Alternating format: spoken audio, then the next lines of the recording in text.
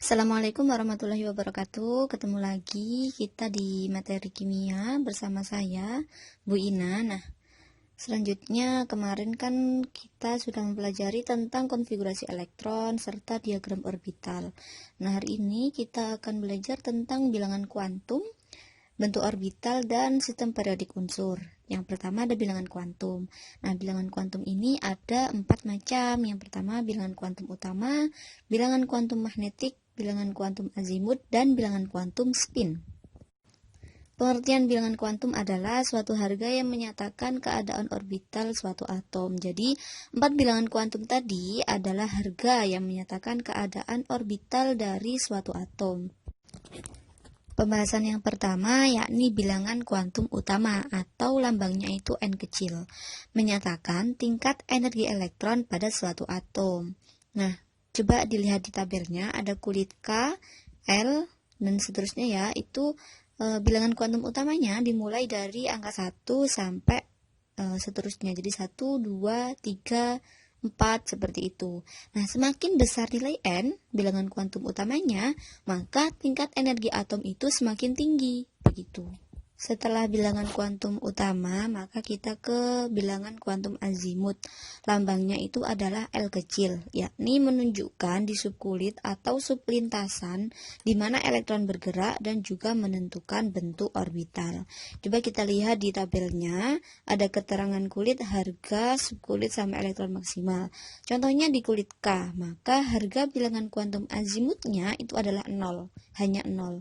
Nah, subkulitnya itu 1s seperti yang dikonfigurasi elektron kemarin sudah kita bahas. Lalu elektron maksimalnya itu 2.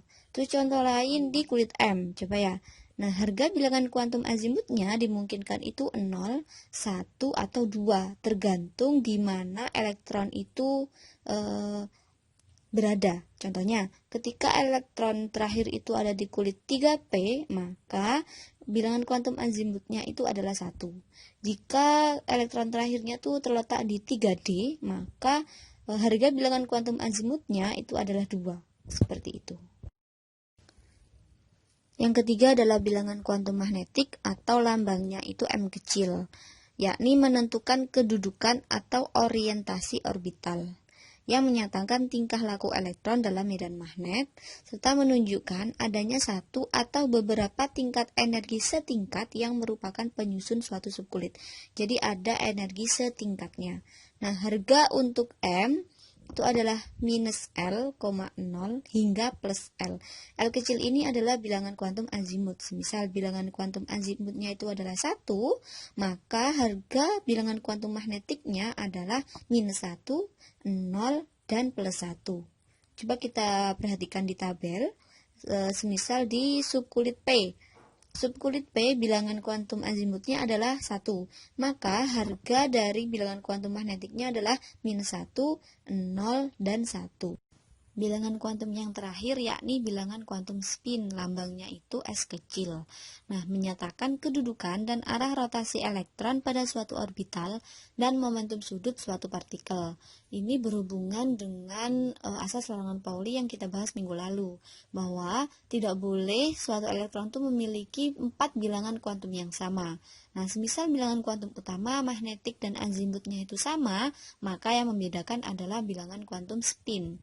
Yang membedakan adalah arah spinnya. Bisa ditulis dengan harga plus setengah, yakni berlawanan jarum jam, atau minus setengah, yakni searah jarum jam. Bisa kita lihat di tabelnya bagaimana arah berlawanan jarum jam dan searah jarum jam. Nah, untuk posisi pada orbital, untuk S plus setengah yakni ke atas, untuk S minus setengah itu adalah ke bawah. Nah, ini karena terdapat 2 elektron dalam satu orbital, sedangkan keduanya memiliki kutub, jadi masing-masing memiliki kutub, maka nilai elektron yang berpasangan dalam orbital tersebut harus berbeda nilai. Perbedaannya adalah di harga plus setengah dan minus setengah. Coba kita bahas contoh soal agar lebih paham. Contohnya, bilangan kuantum dari sulfur dengan nomor atom 16. Maka kita tuliskan dulu konfigurasi elektronnya seperti yang telah kita bahas minggu lalu. Nah, ternyata yang terakhir itu adalah 3s2 dan 3p4. Nah, untuk 3s2 itu memiliki satu diagram orbital, karena dia adalah orbital S, lalu yang P adalah tiga kotak ya, atau 3 diagram orbital. Nah, untuk pengisiannya seperti kaidah kemarin, maka untuk 3s2 kita isi 2 elektron dan 3p4 kita isi 4 elektron. Untuk bilangan kuantum utamanya yakni 3, karena terakhir adalah 3p4. Selanjutnya untuk bilangan kuantum azimutnya adalah 1 karena elektron yang terakhir terletak pada kulit P, subkulit P. Untuk bilangan kuantum magnetiknya itu berakhir di -1. Jadi di sini tuh sebenarnya ada tulisan -1, 0 dan +1. Ternyata elektron terakhirnya itu berhenti di -1, maka bilangan kuantum magnetiknya adalah -1. Lalu bagaimana dengan bilangan kuantum spinnya? Nah, bilangan kuantum spin sesuai dengan arah spinnya ternyata ke bawah, berarti -1/2. Sudah paham ya? Selanjutnya kita membahas tentang bentuk orbital. Nah, orbital atom itu adalah sebuah fungsi matematika yang menggambarkan perilaku elektron pada suatu atom sebagai partikel gelombang. Orbital atom itu mempunyai 3 buah sumbu, yakni X, Y, dan Z. Dan kemungkinan terbesar ditemukannya elektron terdapat pada titik pertemuannya yang disebut daerah orbital. Langsung saja yang pertama itu orbital S. Nah, orbital S ini berbentuk satu buah balon atau satu bola. Ini gambarnya bisa kita lihat ada sumbu X, Y, dan Z. Untuk orbitalnya itu ada satu balon di tengah.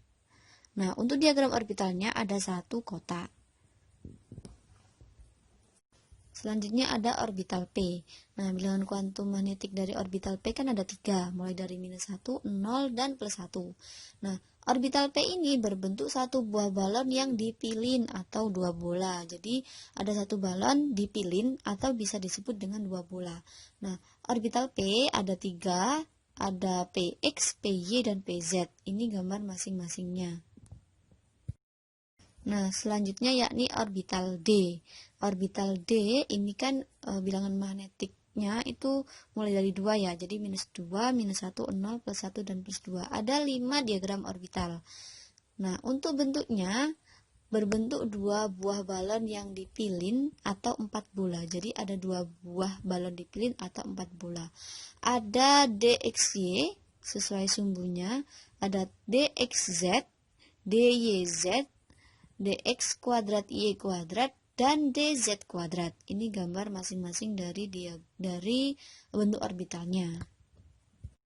Setelah membahas konfigurasi elektron pada minggu lalu, terus hari ini kita bahas tentang bilangan kuantum sampai bentuk orbital, lalu kita berlanjut ke pembahasan yang terakhir, yakni sistem periodik unsur. Nah, sistem periodik unsur itu bisa kita analogikan seperti barang-barang yang ada di supermarket. Nah, barang-barang yang ada di supermarket pasti tertata atau ditata sesuai dengan merek atau sesuai dengan fungsi atau jenis atau ukuran, pasti kan ditata sedemikian. Nah, begitu juga dengan unsur-unsur. Unsur-unsur yang ada ditata pada sistem periodik unsur agar untuk penggunaannya, pemanfaatannya, penggolongannya itu lebih mudah. Jadi seperti barang-barang yang ada di supermarket, misal kita ingin membeli telur, pasti kita menuju ke rak yang berisi telur. Kalau barang-barangnya tidak ditata, maka kita akan bingung mencari telur kemana. Begitu juga dengan sistem periodik unsur. Begitu ya. Untuk membahas sistem periodik unsur, maka kita harus belajar tentang perkembangannya. Nah, masa ini yang pertama itu sebelum sistem periodik modern. Yang pertama ada logam dan non-logam, yang kedua sistem periodik Lavoisier, yang ketiga triad Dobereiner, yang keempat Octave Newlands, yang kelima sistem periodik Mendeleev, yang keenam Lothar Meyer. Kita menuju yang pertama ada logam dan non-logam. Logam dan non-logam ini dibagi oleh ahli kimia dari bangsa Arab dan Persia. Nah, mereka menggolongkan unsur logam dan unsur non-logam. Jadi masih sangat sederhana. Yang kedua ada tabel periodik Bapak Lavoisier atau tabel periodik Lavoisier. Nah, dasar pengelompokan adalah sifat kimia dari unsur-unsur. Nah, Bapak Lavoisier itu mengelompokkan 33 unsur kimia menjadi 4 kelompok. Ada kelompok gas, kelompok non-logam, kelompok logam, dan kelompok tanah. Yang ketiga ada triad de Beriner oleh Bapak Johann de Beriner. Nah, Bapak Johann de Beriner itu memiliki rumus yang merupakan massa atom relatif unsur kedua merupakan rata-rata dari massa atom relatif unsur pertama dan ketiga. Contohnya ada unsur kalsium, strontium, dan barium. Jika unsur kalsium massa atom relatifnya ditambahkan dengan unsur barium, maka ketemu massa atom relatif dari unsur strontium. Nah, Bapak de Beriner menyimpulkan bahwa unsur-unsur dapat dikelompokkan ke dalam beberapa kelompok yang terdiri atas 3 unsur. Yang keempat ada Octave Newlands oleh Bapak John Newlands. Nah, beliau mengelompokkan unsur-unsur berdasarkan kenaikan massa atom relatifnya. Menurut beliau, jika unsur-unsur disusun berdasarkan kenaikan nomor massa atom, sifat unsur tersebut akan berulang pada unsur ke-8. Kenapa disebutkan oktav atau 8? Karena unsur ke-8 memiliki sifat unsur yang sama dengan unsur yang pertama. Yang kelima ada sistem periodik Mendeleev oleh Bapak Dmitri Mendeleev. Nah, beliau itu mengamati 63 unsur yang sudah dikenal pada saat itu dan menyimpulkan bahwa sifat-sifat unsur adalah fungsi periodik dari massa atom relatifnya. Bapak Mendeleev menempatkan unsur-unsur yang mempunyai kemiripan sifat dalam satu lajur vertikal dan disebut golongan, sedangkan pada lajur horizontal disusun berdasarkan kenaikan massa atom relatif, disebut periode. Ini adalah tabel dari sistem periodik Mendeleev pada tahun 1871. Yang keenam ada Lothar Meyer. Jadi, Bapak Lothar Meyer itu mengamati hubungan antara kenaikan massa atom dengan volume atom. Nah, jika unsur-unsur disusun berdasarkan kenaikan massa atom secara vertikal, pengulangan sifat unsur membentuk kolom, sedangkan unsur-unsur yang sifat yang mirip terletak pada baris yang sama. Nah, ini jadi tabel periodik dari Bapak Lothar Meyer itu memiliki grafik seperti ini dan ketika disusun menjadi tabel seperti ini. Nah, ternyata sistem periodik unsur memiliki perjalanan yang cukup panjang sampai terbentuk sistem periodik unsur modern yang seperti kita lihat saat ini. Nah, pada tahun 1914 ada Bapak Henry J. Moseley yang menemukan sistem periodik unsur modern. Nah, dasar dari penyusunan beliau adalah kenaikan nomor atom.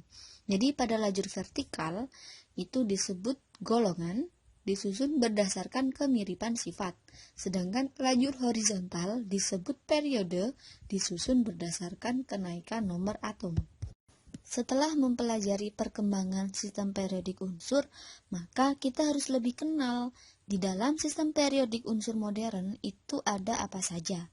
Yang pertama, kita membahas secara garis besar terlebih dahulu, yakni ada golongan, periode, dan letak unsur dalam sistem periode berdasarkan konfigurasi elektron. Yang pertama ya, kita belajar tentang golongan menyatakan elektron valensi suatu unsur. Kemarin kita sudah membahas tentang elektron valensi. Nah, golongan ini ditulis dengan angka Romawi pada versi Amerika dan angka biasa pada versi IUPAC. Contohnya, pada golongan alkali, maka versi Amerika dituliskan 1A seperti itu. Sedangkan pada versi IUPAC adalah golongan 1. Sampai ke unsur transisi pada versi Amerika adalah untuk golongan B. Semisal transisi dituliskan 3B gitu. Sedangkan untuk IUPAC tidak ada keterangan A atau B. Jadi seterusnya. Contoh, alkali 1, 2, lalu untuk transisi berlanjut 3, 4 seperti itu. Jadi untuk versi Amerika dan IUPAC sama saja, hanya berbeda penulisan. Jadi jangan sampai bingung ketika menemukan semisal golongan alkali tanah disebutkan 2A atau 2. Atau mungkin golongan gas mulia disebutkan 8A. Lalu ada versi lain yang menyebutkan golongan 18. Hanya berbeda versi saja. Nah, untuk periode itu menyatakan jumlah kulit atom. Periode itu ditulis dengan angka Arab dan terdiri atas 7 periode. Selanjutnya, letak unsur dalam sistem periodik unsur berdasarkan konfigurasi elektron. Minggu lalu kita telah belajar penulisan konfigurasi elektron yang benar berdasarkan tingkat energi. Nah, manfaatnya atau kegunaan dari konfigurasi elektron adalah menentukan letak unsur dalam sistem periodik unsur. Langsung saja kita ke contoh, semisal ada suatu unsur memiliki nomor atom 16, maka konfigurasi elektronnya seperti tertulis dan berakhir 3s2 dan 3p4. Jumlah elektron valensinya seperti yang kita bahas minggu lalu, ini adalah 6. Kenapa? Karena 3s2 dan 3p4 ditambahkan. Jadi kulit terakhir kita tambahkan. Nah, untuk golongannya, kita menentukan golongan ketika berakhir di kulit S dan P. Pada versi Amerika disebutkan itu adalah golongan A gitu. Jadi dia berada di golongan 6A. Nah, kulit atom terbesar itu menentukan periode. Di sini kulit atom terbesarnya adalah 3, maka periode 3. Jadi unsur X terletak pada golongan 6A dan periode 3. Contoh nomor 2, yakni suatu unsur yang memiliki nomor atom 46. Untuk konfigurasi elektronnya, lebih ringkasnya kita menuliskan gas mulia di depan. Jadi setelah Kr, 5s2 dan 4d8. Ternyata jumlah elektron valensinya S dan D ditambahkan maka 10. Jadi ketika versi Amerika berakhir elektron valensi 8, 9, dan 10 itu termasuk golongan transisi 8B. Jadi untuk nomor atom 46 terletak pada golongan transisi 8B. Nah, periodenya kulit atom terbesar ternyata 5, jadi dia berada di periode 5. Jadi unsur A terletak pada golongan 8B dan periode 5. Bagaimana? Mudah kan? Ketika kita mengetahui konfigurasi elektron, kita bisa menentukan dia letaknya itu di mana, di golongan berapa dan periode berapa. Sekian pembahasan pada hari ini. Semoga apa yang kita bahas tadi dapat kita pahami dengan baik. Dan jangan lupa selalu mereview materi setelah pembelajaran. Dari saya sekian, terima kasih. Wassalamualaikum warahmatullahi wabarakatuh.